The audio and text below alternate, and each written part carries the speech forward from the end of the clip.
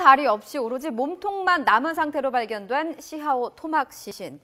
경찰이 이 일대를 집중 수색한 결과 어젯밤에는 머리가 발견됐고요. 오늘 오전에는 손목과 발목을 찾았습니다. 피해자의 것으로 추정되는 손목과 발목은 바위 틈에 검은 비닐봉지 안에 담겨 있었습니다. 다행히도 지문이 크게 훼손되지 않아서 신원도 곧 밝혀졌습니다. 피해자는 중국 동포 42살 한모 씨인 것으로 확인됐다고 경찰은 밝혔습니다. 한 씨는 입국 당시에 법무부에 지문을 등록한 것으로 전해졌는데요. 경찰은 한 씨의 남편을 유력한 용의자로 지목하고 소재 파악에 나섰습니다. CCTV도 없고 시신의 일부만 발견돼서 어제까지만 해도 사건이 미궁에 빠지는 것이 아니냐는 우려가 있었는데 이렇게 신원이 확인되면서 수사가 급물살을 탈 것이란 관측이 많습니다. 잠시 뒤에 관련 소식 이슈대담에서 짚어드리겠습니다. 예, 안보라 앵커가 지금 말씀을 드렸습니다만 시화호에서 발견된 훼손된 시신의 범인 아마 곧 밝혀질 것 같다는 생각이 듭니다. 이 문제를 비롯해서 정치 문제 그리고 또 하나 그 성매매 문제 이런 문제 종합적으로 한번 얘기해 보겠습니다. 지금 이 자리에는 세 분 나와 계시죠. 이양수 정치평론가, 최영희 시사평론가, 평택경찰서장 출신 박상윤 변호사 세 분 나와 계십니다. 어서 오십시오. 네, 안녕하세요. 네. 잠깐 정치 얘기부터 해볼게요. 네. 그 이완구 국무총리가 여러분 혹시 들으셨는지 모르지만 아주 의미심장한 얘기를 했습니다. 내년 4월 총선 불출마 여부와 관련해서 기자간담회에서 얘기를 한 건데요. 내년 총선에 대한 자신의 생각은 이미 분명히 전해졌지만 지금 출마 혹은 불출마 여부를 잘못 얘기하면 지역구의 예비 주자들과 관련해서 시끄러워진다. 이렇게 얘기를 했습니다. 어떻게 보세요? 이거는 총선에 안 나간다는 얘기 아닌가요? 대선 출마 선언인가요? 저도 그 생각을 했어요. 야, 똑같은 생각을 하셨네. 예.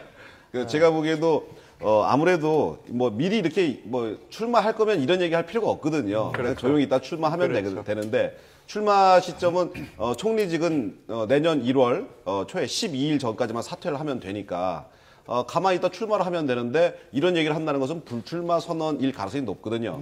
그렇다 그러면 불출마를 하고 정치인이 뭐 집에 가서 뭐 농사를 짓는다든가 뭐 이렇게 할 수도 있지만 아직 뭐 나이가 젊은 관계로 대선으로 바로 직행하는 거 아니냐 이런 예상을 해볼 수 있을 것 같습니다. 예. 어떻게 보셨어요? 저도 동의해요. 맥락이 있습니다. 뭐냐면 오늘 원래 이완구 총리 발언 중에서 가장 대서특필돼야 되는 것은 아베 총리의 이름을 직접 거론하면서 오늘 외교 청서 나오지 않았습니까? 한일 간의 외교 관계에 대해서 일본에 직격탄을 날린 건데요. 그건 이제 외교 기사로 처리됐지만 더 국내에서 관심 있는 건 바로 이 대목이에요. 제가 보기에도 이 언급을 총선에 나오실 분이라면 안 하셨을 것이다. 일부러라도 안 하셨을 겁니다. 여기 예비주자들과 관련해서 시끄러워지는데 이거는 결국 내가 안 나가면 딴 사람 준비하느라고 시끄러워진다 이 얘기 아니에요? 오히려 이 비생산적인 손실을 다른 분이 입을 수 있으니 라고 하는 이제 전제를 깔고 얘기를 하신 건데요. 저도 지금 이 불출마 선언에 가깝다. 그렇다면 그 다음 행보는 뭐겠느냐. 굉장히 큰 출사표를 준비하고 있다는 느낌이 듭니다. 우리 사시 출신 사시 출신으로 경찰서장을 지내신 또 동양이시죠. 동양이세요. 충청도세요? 아니 제가 이분이 충남지방경찰청장 할 때 제가 경찰에 입문했습니다. 그런데 이분은 항상 다 경찰에서 제일 성공하신 분이거든요. 그러니까 30세에 약관 30세에 홍성 경찰서장을 하고 39살에 39살에 충남지방경찰청장을 했습니다. 그리고 그때 과감하게 사직하고 홍성에서 조부영 그 당시에 자민련 대표하고 붙은 거거든요. 사무총장하고. 붙어가지고 그 당시에 여당으로서 이겼습니다. 이분이 도지사였죠. 그 다음에 원내대표였죠. 남은 게 뭐가 있겠습니까? 그렇죠. 총리를 하고 계시고. 근데 가만히 있어요. 잠깐 말씀하시는 걸 보니까 이력이 비슷하세요, 박상윤 변호사랑. 왜냐하면 이완구 총리도 사신가 행시했죠. 행시. 그렇죠. 사시하셨죠. 사시하시고 난 다음에 경찰에 투신하셨죠. 이완구 총리도 마찬가지죠. 그래서 이 고시 출신으로 경찰에 투신해서 이렇게 됐다. 어이구, 이것도 저는 어떻게 이완구 총리님 따라가려면 아직 멀었습니다. 따라가신다는 얘기네요. 뭐 그런 당연한 말씀. 지역구를 물려받으시는 거 아닐까요? 근데 이거 이런 얘기를 들으시면 어떤 생각이 딱 드셨어요? 정치 아무나 하는 게 아니다라는 생각을 많이 합니다. 예. 네. 정치 9단, 10단. 정치는 산전수전, 공중전 다 거치고 한 분이 얘기한다. 그런 생각을 합니다. 전 한화갑 대표님 아까 말씀드리면서 이분은 원고 없이 하시는 거 아닙니까? 당연하죠. 경험과 경륜에서 그 던지는 한마디 한마디에 지혜와 경륜이 있다는 걸 제가 배웠습니다. 예. 갑자기 사시 합격하고 서울대 나오고 뭐 높은 데 올라간다고 이게 하는 게 아니다. 그런 걸 느꼈어요. 근데 어쨌든 대선 그러니까 충청권에 있어서의 대선 주자 그렇다면 2명 생기는 거 아니에요? 반기문 총장과 총장은 충북이시고요. 충북. 그 어쨌든 네, 충청이죠. 충청에서 이제 두 분. 이왕구 총리하고. 그러니까 충청 대망론이라고 하는 게 있는데 이제 반기문 총장과 이완구 총리 두 분 중에 한 분이 다음 대권을 잡는 거 아니냐라는 것들이 이제 충청도 민심 속에 많이 지금 자리하고 있습니다.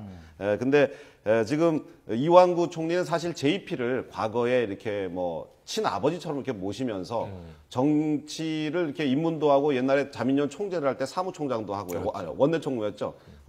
자민련 총재 할 때 원내총무도 하고 새해면 항상 가서 세배를 할 정도로 이게 가까이서 모시고 하면서 포스트 JP의 꿈을 항상 꿔온 분이거든요. 그래서 당연히 지금 충청 대망론의 어떤 선두 주자로서 그렇게 자리매김할 수 있을 것 같습니다. 사실 따지고 보면 충청권에서는 한 번도 정권을 잡은 적이 없어요. 맞습니다. 호남도 잡고 영남도 그랬죠. 잡고 우리 이양수 평론가께서는 강원도시죠? 예, 최규하 대통령도 계셨습니다. 그렇군요. 최규하 그리고 대통령이 이제 강원도죠. 예. 초대 대통령은 이제 이북에서 내려오셨었고요. 제가 논산경찰서장을 할 적에 논산 분들이 이인재 정말 안타깝게 기대죠. 생각했습니다. 몇 번의 기회가 있었는데 이분이 그걸 못하는 바람에 좀 아쉽게 됐다 그런 얘기를 많이 했었습니다. 지금 이렇게 얘기를 하다 보면은 이제 야권에서도 좀 섭섭해할 수 있는데요. 충청권이 최근 여러 차례 선거에서 캐스팅 보트다 이렇게 이야기를 하는데 말씀하신 대로 대권을 잡은 적은 없다. 근데 그러면 이제 안희정 현 지사가 섭섭해할 수 있습니다. 그렇죠. 네. 안희정 지사도 또 충청권에 지금 커가고 뭐 있는. 대망 주자죠. 그렇죠. 근데 안희정 지사도 사실은 이건 제 생각이지만 이게 지방지사를 하면 중앙 매스컴에서 잘 안 달아줘요. 맞습니다. 아무리 훌륭한 도지사라 그래도 중앙에서 이분이 훌륭한 도지사입니다라고 잘 안 다뤄주거든요. 그러니까 이제 그런 고민이 분명히 있을 것 같은데 어쨌든 충청권 지금 우리가 주목해서 봐야 될 부분이 아닌가 이런 생각이 좀 듭니다. 근데 정치 얘기를 하나 더 하려고 했는데 시간이 좀 그래가지고 자 그러면 오늘 아까 제가 말씀드렸던 안보라잉커가 전해드렸던 이 시화호 주변에 발견된 정치불명의 이 시신 훼손 문제 이 부분에 대해서 지금부터 집중적으로 검토해 보겠습니다. 그렇군요.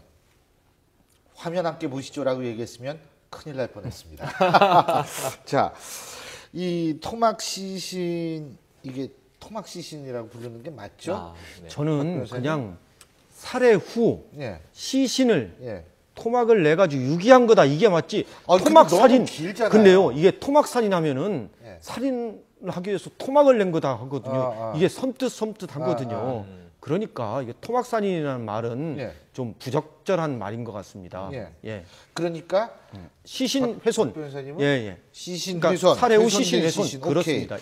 근데 이게 중국 동포 여성으로 확인이 됐어요. 이 여러 가지가 발견이 빨리 돼서 그런 거죠. 그러니까 머리라든지 손이라든지 뭐 이런. 제일 중요한 것은 손목이 절단된 채 발견됐다는 겁니다. 팔은 못 찾았어요 지금. 근데 손목에서 지문이 뜰 수 있거든요. 이 지문이 결국 이 여자분이 한국에 올 때 지문을 찍었거든요. 법무부에 그거와 나왔죠. 일치해가지고 이게 신원이 확인된 거지. 아니면은 이 여자분이 그 지문을 안 찍었다거나 또는 손목이 발견되지 않았으면은 이 신원하기는 어려웠을 겁니다. 아니 모든 외국인들이 다 지문을 찍나요? 지금 제가 여기 방송 들어오기 전에 한번 알아봤는데 2012년도부터는 그 한국에 입국할 때 이걸 찍게 돼 있다라는 얘기를 하는 분이 있고 또 어떤 분은 임의로 자유사다 이렇게 하는 분이 있는데 요거는 좀 더 임의설과 그렇죠. 임의설과 강제설이 있는데요. 요거는 좀 더 확인을 해봐야 할 것 같습니다. 자, 이 시화호 이 여기에서 지금 이 부분도 제보자의 신고가 네, 굉장히 그렇죠. 결정적인 역할을 한 것 같아요. 네. 그런데 이게 항상 근데 이 지역이 좀 유난히 좀 이 중국 동포들이 많이 사셔가지고 네. 특히 이제 이 중국 동포이기 때문은 아니겠지만 피해자도 그렇고 이런 경우가 많은 것 같아요. 확률적으로. 네. 예. 뭐 오원춘, 박춘봉 사건도 다 뭐 인근에서 이루어졌고요. 예, 그렇죠. 이 지역에 지금 중국 동포분들이 많이 살고 계신데, 그래서 사실은 우리가 그 미귀가 여성분들, 그러니까 집을 나가서 가출 신고된 여성분들 위주로 그동안 수사를 했었지 않습니까? 근데 사실 그분들은 이분은 그분들 속에 포함이 안 돼 있었어요. 미귀가 신고 대상자가 아니었거든요. 그래서 정말 이번에 손이 발견되지 않았으면 신원을 정말 찾을 수 없었다. 그런데 다행히 그걸 찾게 돼가지고 이제 그 신원을 확인했는데 지금 그 인근에 CCTV가 한 60여 개가 있다고 합니다. 들어가는 쪽에 한 60개, 나오는 쪽에 한 4개 정도. CCTV가 있군요. 네, 그래서 그 CCTV에 찍힌 차량들이 1,600여 대 정도 된답니다. 어휴. 왜냐하면은 지금 시신을 여기저기에 지금 유기를 했기 때문에 분명히 차량으로 했을 것이다라고 보고 오고 간 차량들 1,600대를 지금 전부 다 조사를 하고 있는 중이라고 합니다. 제가 예. 평택 경찰서장을 하면서 제일 무서워하는 지역이 어딘지 아십니까? 서평택 지역에 공단 입주하는 지역입니다.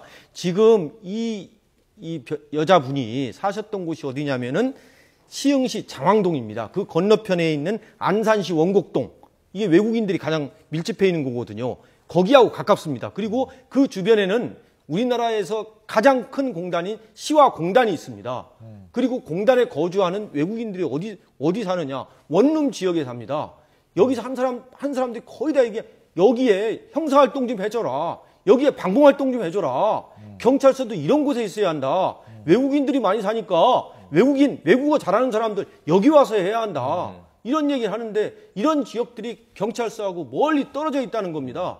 우리나라의 가장 큰 문제점이 뭐냐면은 경찰서나 지방자치단체가 범죄에 가장 취약한 곳에 있지 않고 범죄에 취약한 곳과 떨어져 있는 곳에 있다는 겁니다. 그래서 이런 사람들이 뭐냐? 특히 야간에 방법활동, 형사활동을 해달라는 겁니다.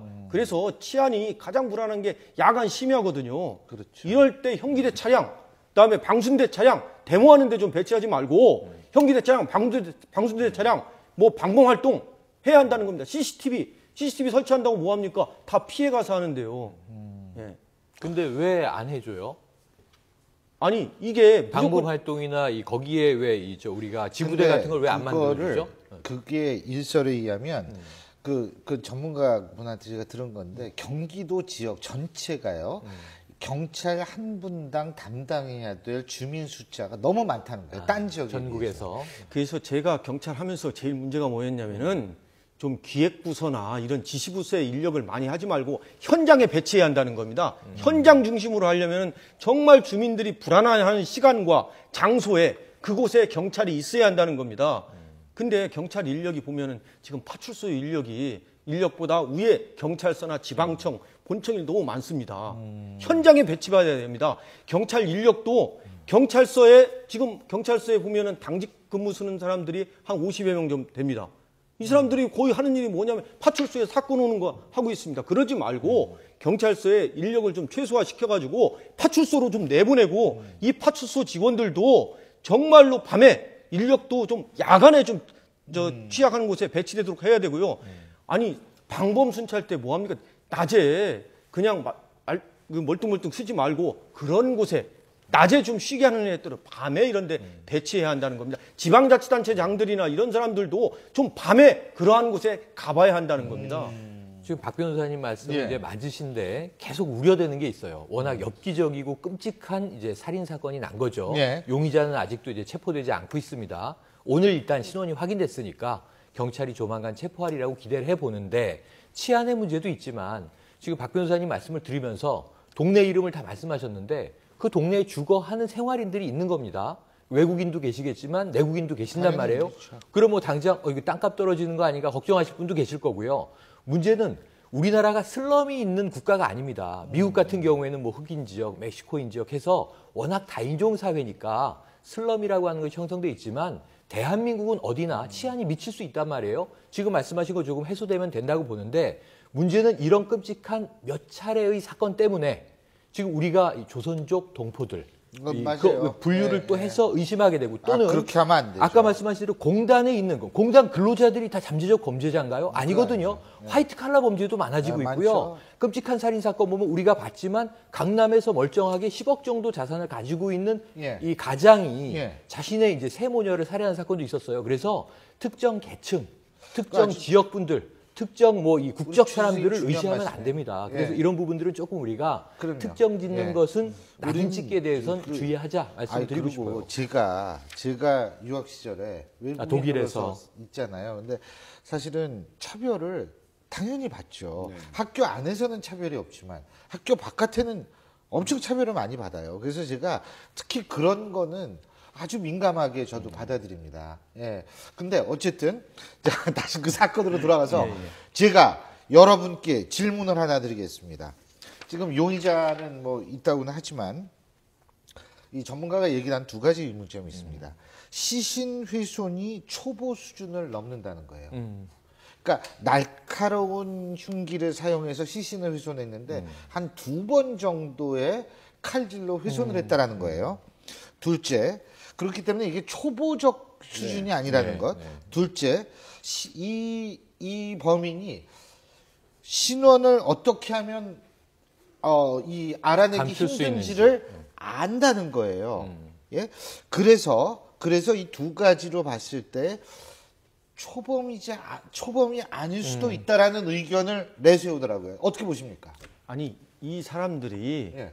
칼을 항상 갖고 있다는 겁니다. 칼을.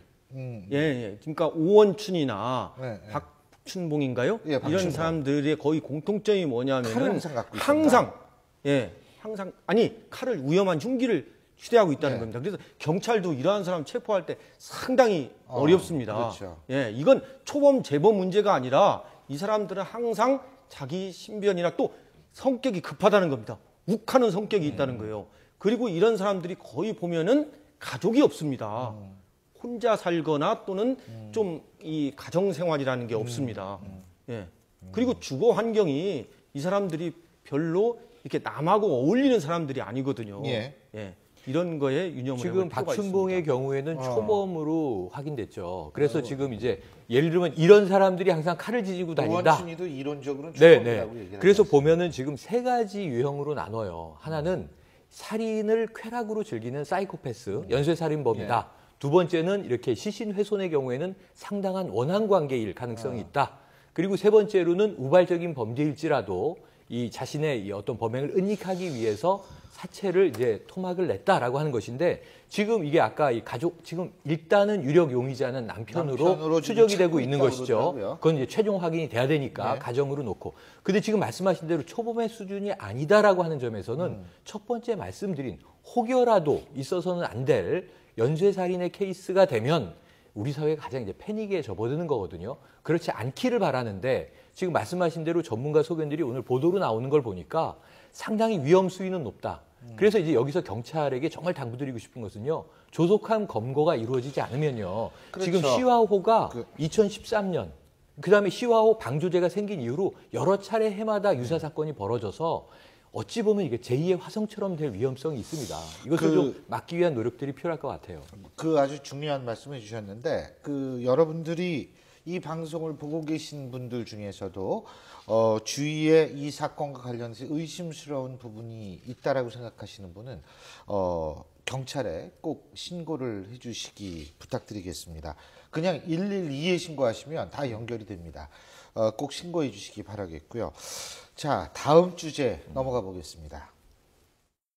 지난 2일 점심시간 학교 식당 앞 복도가 웅성거렸습니다. 김 교감은 급식비가 밀린 학생들에게 1학년 때부터 몇백만 원이 밀렸다거나 다른 학생들이 피해를 본다며 내일부터 예, 어제도 전해드렸습니다만 충암교회 교감이 나름대로 홈페이지를 통해서 사과의 뜻을 밝혔습니다. 요약하자면 상처 입은 학생, 학부모님께 사과드린다. 그러나 급식비 미납 학생을 지도하는 과정에서 막말은 하지 않았다는 내용입니다. 어떻게 보십니까? 그 뭐 늦게라도 이제 진심으로 사과를 한다 하는 것은 정말 다행인 것 같고요. 하지만 이게 이제 다시 재발하지 않도록 하려면 뭔가 이제 교육부와 학교 당국의 아주 확실한 대응책이 필요할 것 같습니다. 첫 번째, 저소득층 자녀들한테는 사실 이런 문제들이 생겨나서는 안 되거든요. 정말 가난한 것도 가슴 아픈데 급식 때문에 또 차별까지 받아서는 안 되니까. 그리고 그 위에 차상위 계층, 즉 130%에 해당되는 차상위 계층에 대한 대책도 충분해야 된다. 근데 대책만 마련해서는 아무 의미가 없다.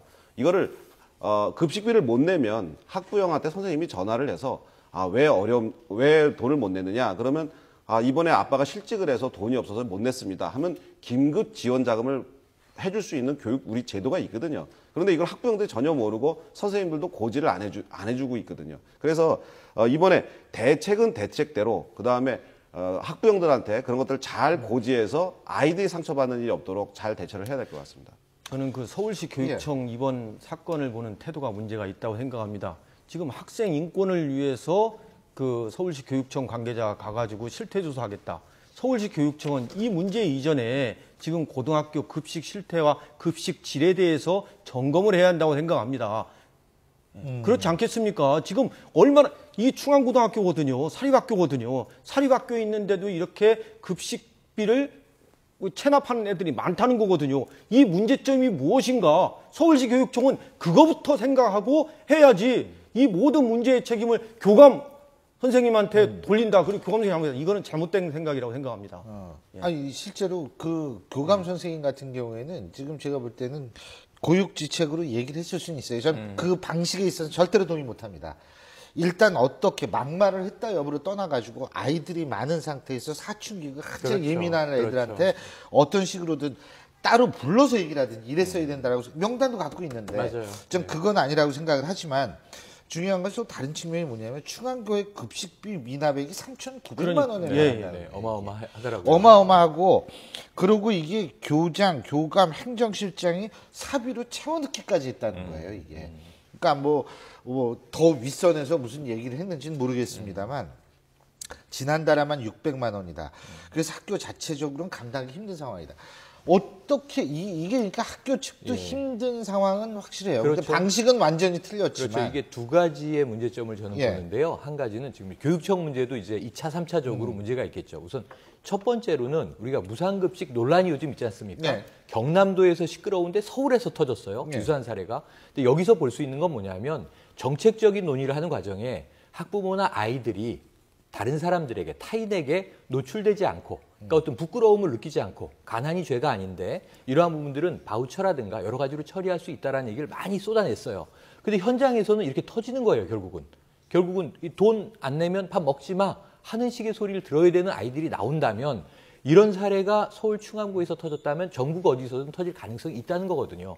유료 급식을 하는 경우에는. 그래서 이 문제를 정말 이게 우리가 뭐 보편적 복지를 하든 선별적 복지를 하든 그 중간에 비례적 복지를 하던 이 교육받는 아이들이 상처받지 않도록 하는 정말 섬세한 노력을 현장에서 이루겠다고 하는 여러 가지 실천적 노력이 보여야 됩니다. 하나는 그거고요. 두 번째는 좀 교장 선생님이 홈페이지에 게재한 사과문은 교육적으로 완전히 잘못됐습니다. 처음에 적절치 못한 대응에 대해서 사죄해 드립니다로 시작을 해서 뒤에는 막말은 하지 않았습니다. 그러니까 막말은 하지 않았지만 적절하지 않은 뭔가를 했다고 인정을 한 거죠, 앞에서. 뭔가 적절하지 않았으니까 사과를 했을 거 아니에요? 근데 뒤에 가서는 막말은 하지 않았습니다. 변명이거든요. 이건 정치인들이 하는 수사적인 사과문은 돼요. 이런 게 많아요. 근데 교육자는 이렇게 하면 안 돼요. 그러니까 자신이 무엇을 잘못했다라고 적시하면 변명의 여지 없이 죄송하다. 모든 상처받은 학생들과 학부모께 사과드린다. 그리고 이제 교감 선생님의 행동을 비호를 하고 있습니다. 교감 선생님은 잘못한 바가 없다라고 얘기를 해요. 그럼 교장 선생님은 왜 사과를 해요? 사과의 실체가 없으면 사과를 하면 안 되는 거죠, 오히려.